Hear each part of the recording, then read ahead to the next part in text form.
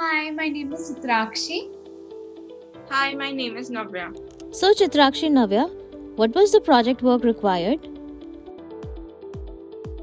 So, this project was for a science exhibition. The situation was that when we wanted to do a science exhibition, we decided to do hot ice. And when we both tried the experiment out, it failed due to some reason and didn't work for both of us. We didn't have any ideas on what to do next, and so we decided not to do the science exhibition at all. But then I remembered my MeWiser STEM program, in which there was a video on heat resistant and a DIY on starlight. I shared that DIY with Navya. So, I found it quite different and unique. So, we tried it out. Yes. What were your initial thoughts on starting this project? So a project that we wanted was something that was totally different from the other projects and something that people would be curious about, something that people would actually ask questions about. So Starlight matched perfectly with what we both wanted. How did it turn out? It turned out exactly like we wanted it to, and people were actually really excited to know about this project. What was your peers' reaction? So when I told my friends about this project, they were asking me where I got the idea from because it was totally different thing and nobody was actually doing it. So I told them about the MeWiser STEM program.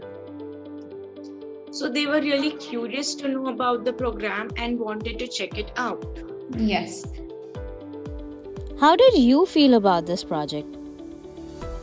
This project was quite different than the other projects in our competition, and the ingredients were really easily available at our house, and most importantly, it was really fun to do.